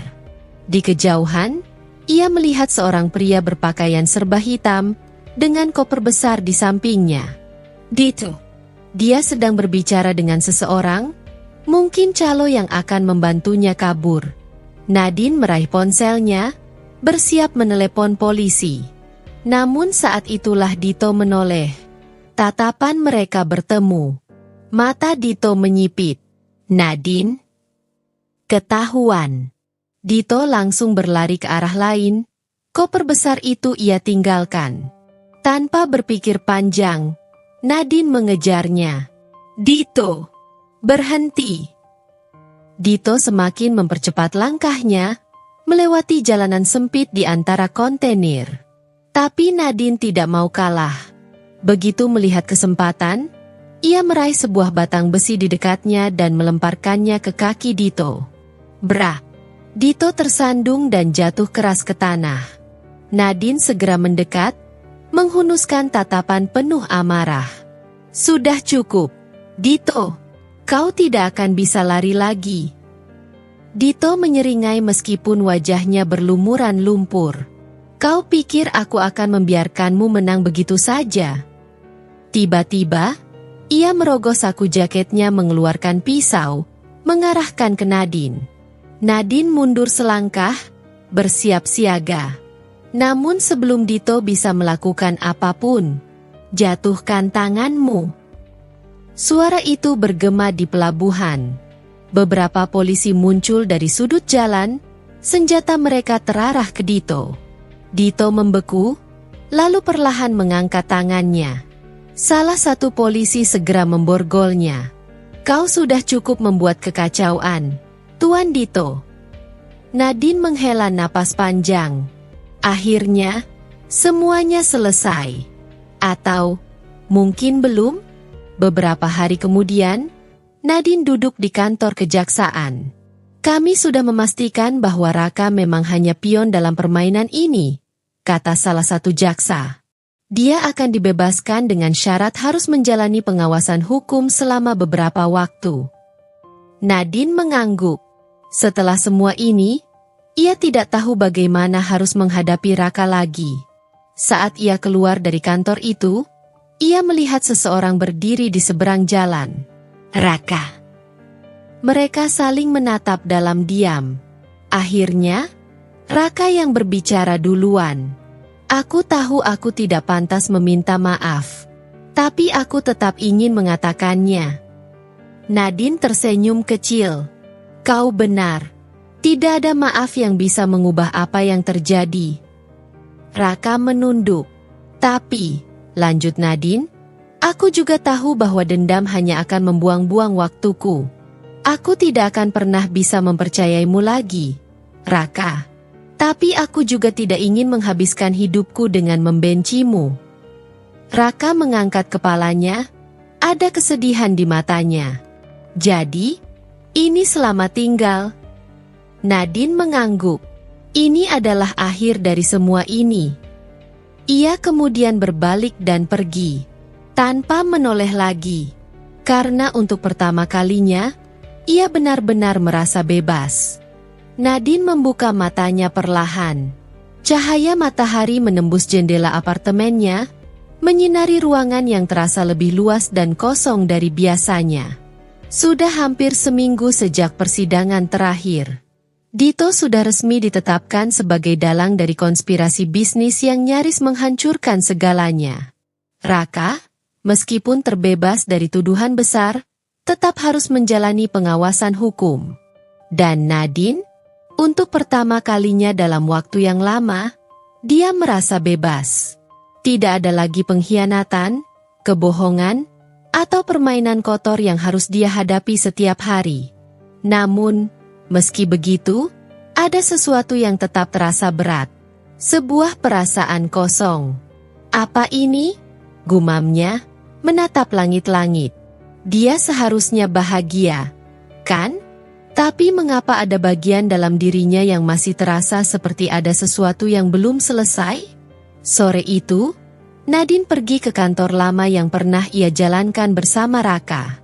Bangunan itu masih berdiri kokoh. Tapi ada sesuatu yang berbeda. Ia melihat beberapa pekerja memasang plang di depan gedung. Dijual? Bisiknya, membaca tulisan di papan besar itu. Seseorang menepuk pundaknya dari belakang.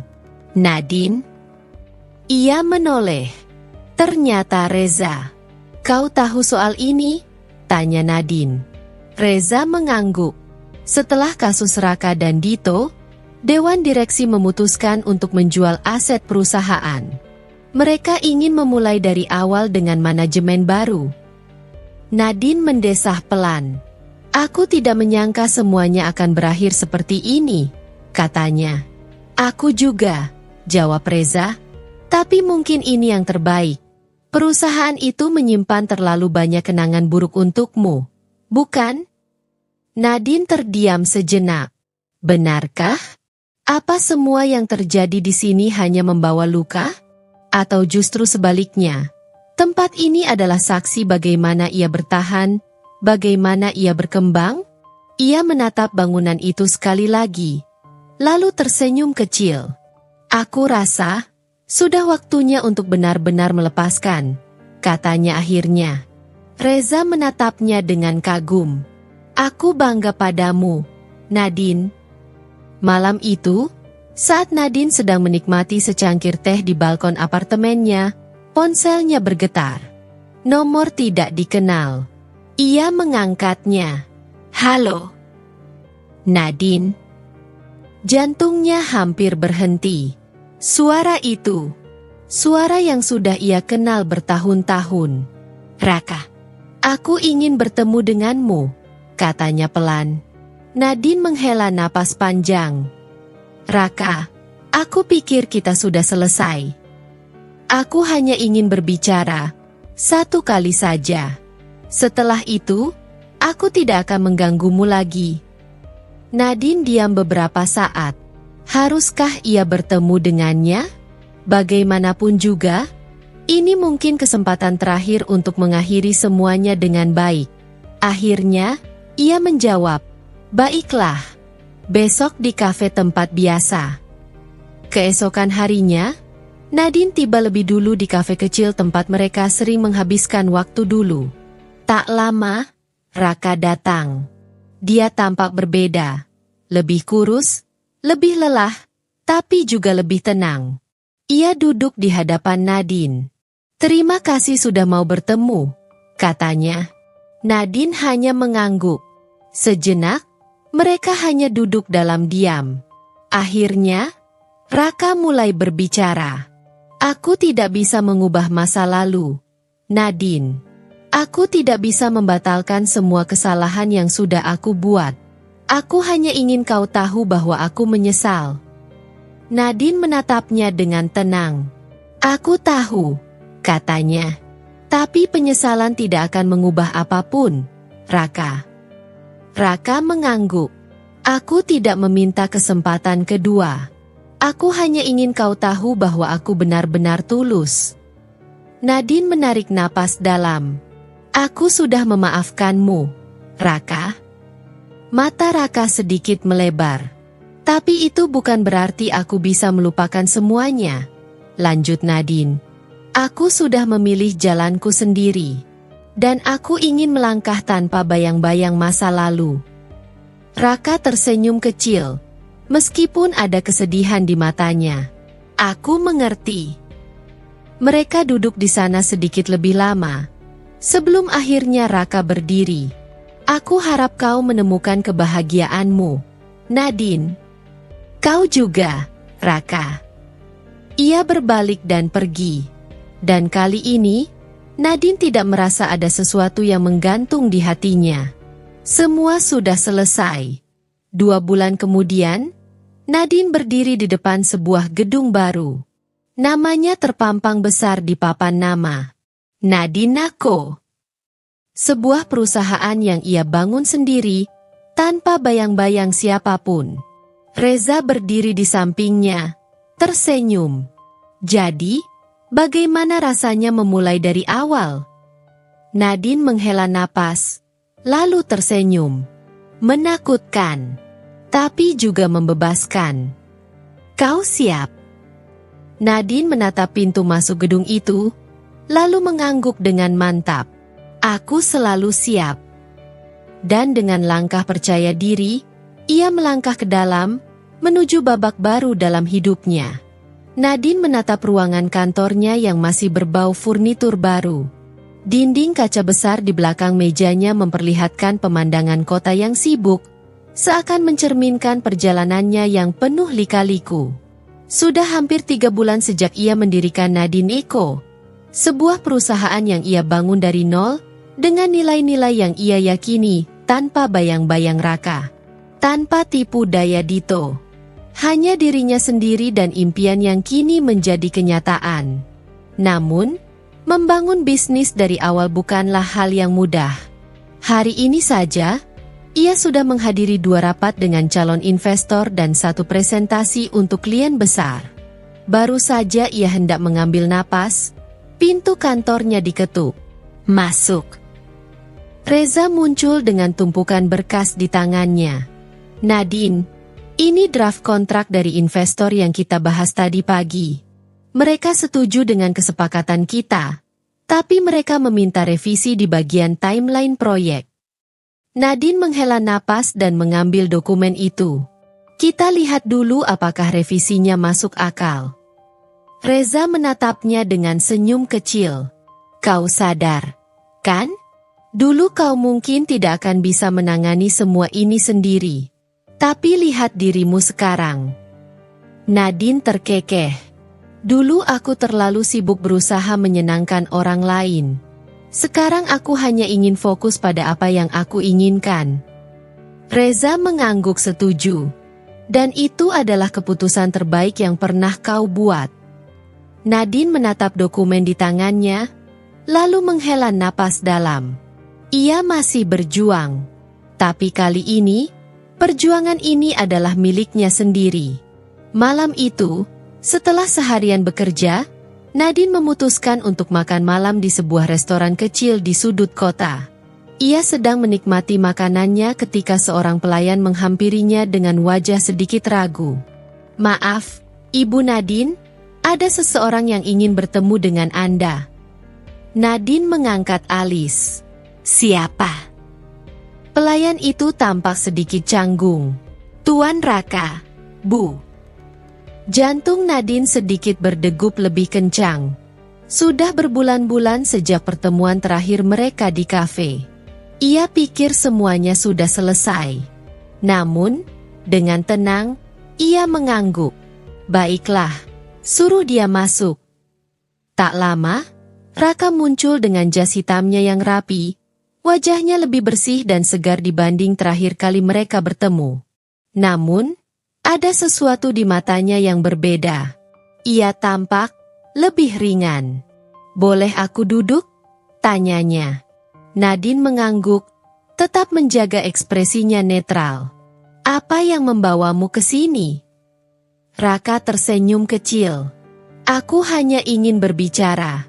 Dan jangan khawatir, Aku tidak akan meminta kesempatan kedua.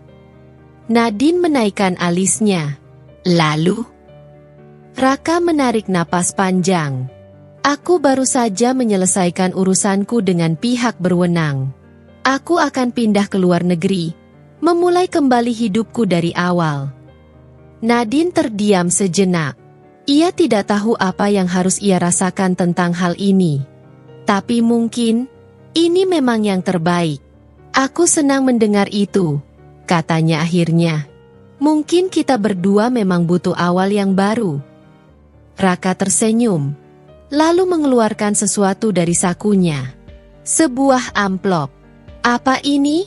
Tanya Nadine, mengambilnya dengan ragu. Sebuah surat. Jangan khawatir, tidak ada permintaan maaf atau harapan untuk kembali.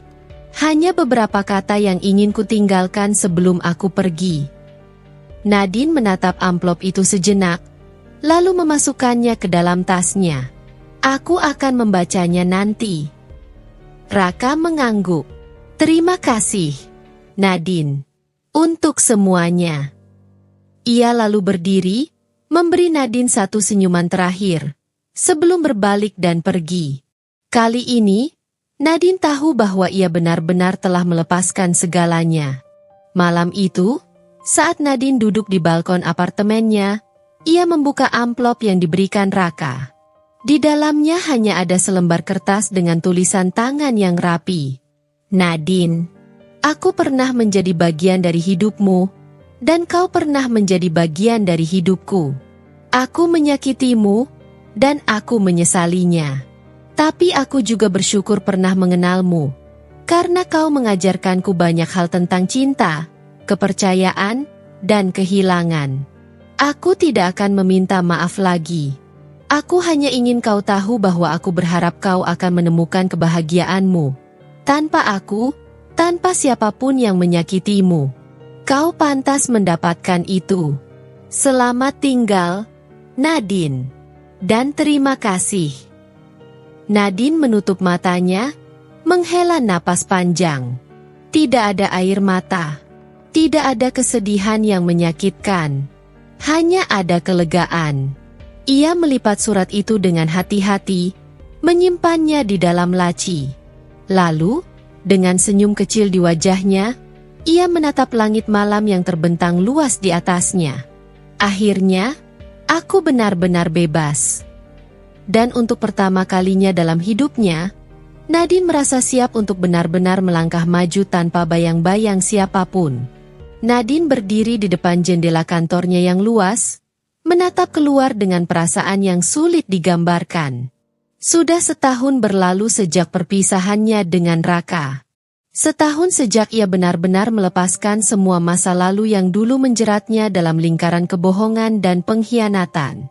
Sekarang, ia bukan lagi wanita yang harus hidup di bawah bayang-bayang seseorang. Bukan lagi istri yang harus bertahan dalam pernikahan yang penuh kepalsuan. Bukan lagi partner bisnis yang harus selalu menuruti kemauan orang lain. Ia adalah Nadine, pemilik sekaligus CEO Nadine Eco, perusahaan yang kini mulai dikenal luas karena inovasinya di dunia bisnis.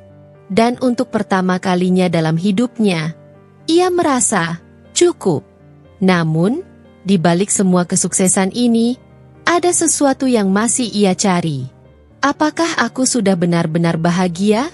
Tanyanya dalam hati. Hari itu, Reza mengetuk pintu kantornya sambil membawa 2 gelas kopi.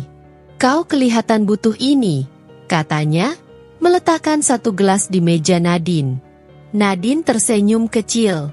Terima kasih, Reza. Selalu tahu kapan aku butuh kafein. Reza duduk di kursi di depan meja Nadine. Kau kelihatan sibuk akhir-akhir ini. Sudah berpikir untuk mengambil liburan? Nadine terkekeh. Bisnisku baru saja mulai berkembang. Aku tidak bisa santai dulu. Reza menatapnya dengan serius. Kau boleh ambisius, Nadine. Tapi kau juga manusia. Kau butuh istirahat. Nadine menghela napas. Aku tahu. Tapi aku belum tahu kemana. Reza mengeluarkan sesuatu dari sakunya, sebuah undangan pernikahan. Nadine mengangkat alis. Siapa yang menikah? Aku. Mata Nadine membesar. Apa? Reza tertawa melihat ekspresi terkejutnya. Ya, aku akan menikah bulan depan. Dan kau harus datang. Nadine masih sulit percaya. Kenapa kau tidak memberitahuku lebih cepat? Reza mengangkat bahu. Kau selalu sibuk. Aku tidak mau mengganggumu. Tapi ini resmi, aku akan menikah. Nadine tersenyum. Aku senang untukmu, Reza. Kau benar-benar pantas mendapatkan kebahagiaan ini. Reza menatapnya dengan lembut. Dan kau juga, Nadine. Kau hanya perlu menemukannya. Nadine terdiam. Ia tidak bisa menyangkal bahwa kebahagiaan Reza membuatnya berpikir apa yang sebenarnya ia inginkan dalam hidupnya sekarang. Sebelum pernikahan Reza, Nadine akhirnya memutuskan untuk mengambil liburan singkat ke Bali. Ia butuh waktu untuk benar-benar menjauh dari semua kesibukan, menenangkan pikirannya, dan mungkin menemukan jawabannya. Saat pertama kali menginjakan kaki di villa tepi pantai yang ia sewa, ia langsung merasa berbeda. Suara ombak yang berdebur, angin laut yang sejuk, dan suasana yang begitu damai membuatnya sadar betapa ia telah melewatkan banyak hal dalam hidupnya. Hari pertama, ia hanya duduk di teras villa, membaca buku sambil menikmati matahari terbenam. Hari kedua, ia mulai menjelajahi tempat-tempat indah di sekitar, mengunjungi pura, dan mencoba makanan khas Bali. Dan pada hari ketiga, ia bertemu seseorang yang tidak ia duga. Saat Nadine sedang duduk di kafe tepi pantai, menikmati kopi dan suasana senja, ia mendengar suara yang familiar. Nadine? Ia menoleh dan matanya membesar. Raka. Mengenakan kemeja putih santai dan celana pendek, wajahnya tampak jauh lebih rileks dibanding terakhir kali mereka bertemu. Apa yang kau lakukan di sini? Tanya Nadine, masih terkejut. Raka tersenyum. Aku pindah ke Bali beberapa bulan lalu. Aku butuh awal yang benar-benar baru. Nadine menatapnya dengan penuh rasa ingin tahu. Jadi kau benar-benar meninggalkan semuanya? Raka mengangguk. Aku belajar banyak dari apa yang terjadi. Nadine, aku tidak bisa terus hidup di dunia yang sama setelah semua yang aku lakukan. Aku harus berubah. Mereka duduk dan mengobrol lama. Tidak ada lagi ketegangan di antara mereka. Tidak ada rasa sakit atau dendam. Hanya dua orang yang pernah saling mengenal dengan begitu dalam, bertukar cerita tentang kehidupan baru mereka. Aku senang kau sudah menemukan jalanmu, kata Nadine akhirnya. Raka menatapnya dalam. Dan aku harap kau juga menemukannya, Nadine. Saat kembali ke Jakarta, Nadine merasa berbeda. Ia tidak lagi merasa terjebak dalam masa lalunya. Ia telah menemukan ketenangan. Dan lebih dari itu, ia telah menemukan dirinya sendiri. Di hari pernikahan Reza, Nadine datang dengan gaun anggun berwarna biru pastel. Saat ia melihat sahabatnya mengucapkan janji suci dengan wanita yang dicintainya, Nadine tersenyum. Mungkin, cinta bukan sesuatu yang harus dikejar atau dipaksakan. Mungkin, cinta akan datang di saat yang tepat, ketika kita benar-benar siap. Dan untuk pertama kalinya, Nadine tidak lagi merasa kehilangan. Ia telah melepaskan semuanya. Dan ia siap untuk melangkah ke masa depan dengan hati yang benar-benar bebas.